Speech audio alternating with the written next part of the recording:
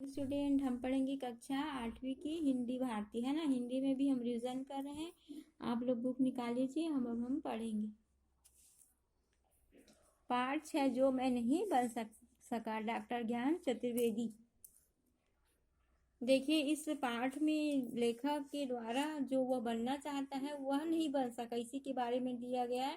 कभी भी हम अगर कुछ बनना चाहते हैं, जैसे कोई टीचर बनना चाहता है, कोई डॉक्टर, कोई पहलवान, कोई जादूगर, लेकिन हम जो बनना चाहते हैं और हमारे पास ऐसी बहुत सारी समस्याएं आ जाती है जिससे हम नहीं बन सकते, कोई और चीज़ बन जाते, इसी को इस पाठ में दिया गया है। एक लड़का जो है, मतलब लेखक जो है, वो क्या पहले बनना चाहता था, डॉक्टर, है ना।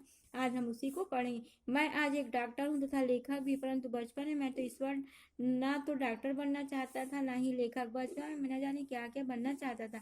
आज मैं आपको बचपन की उन अजीब तथा मजेदार इच्छाओं के विषय में बताऊंगा।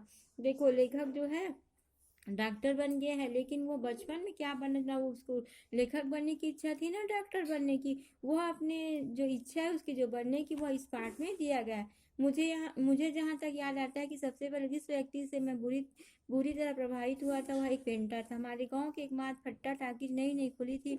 लंबी जुल्फों वाले गांव के नौजवान गेट कीपर बन गए थे। मैं तब कक्षा 5 का विद्यार्थी था। मैंने अपनी पिछली जीवन की पहली टाकीज देखी थी और मैं उसका दीवाना हो गया था। मैं स्कूल से भागकर टाकीज पर घंटों खड़ा रहता और नई फिल्म के बोर्ड बनते देखता रहता। जब मैं गेट कीपर के अलावा जिस हस्ती पर कुर्बान था वह फिल्म का बोर्ड बनाने वाला पेंटर था।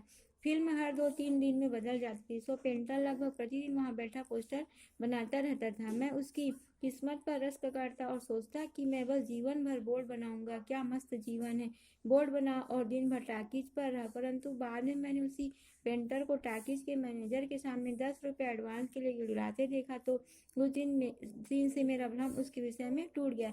मैंने तय किया कि मैं पेंटर नहीं बनूंगा जब तक यूं भी मेरी नज़र गेटकीपरी के भव्य धंधे पर पड़ चुकी थी। देखो, सबसे पहले लेखक क्या बनने की इच्छा प्रकट की है, पेंटर। क्यों?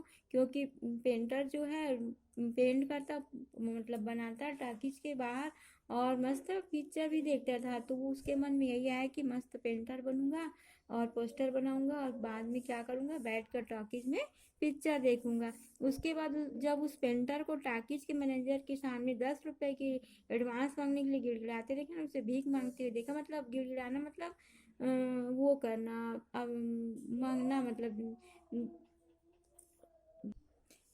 एडवांस के लिए गिड़गिड़ाते, मतलब वो हाँ बहुत विनती करा था पैसे के लिए। तो उसको उसने देख लिया लेखक ने, तो वो सोचा ये 10 रुपए के लिए इतना विनती कर रहा है, फिर भी मैनेजर उसे नहीं दे रहा है, तो इससे अच्छा मैं ये काम नहीं करूंगा करके वह क्या किया, उस पेंटर बनने वाला जो उसका मन में विचार था उसको वह समाप्त कर दिया। उसके बाद क्या हुआ, गेट कीपरी के बहुत धंधे पर।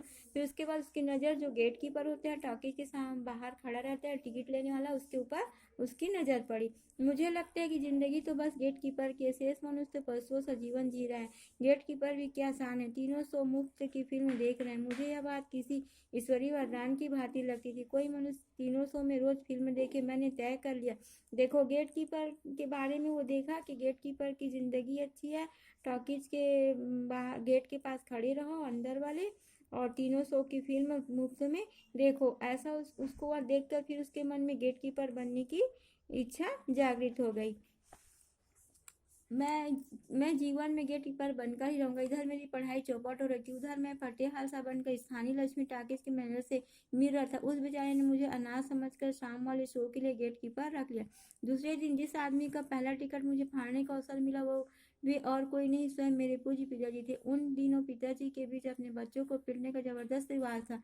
पिताजी ने मुझे मारा, मैनेजर को मारा, 2 गेट कीपरों को मारा और मारते मारते मुझे घर लाया।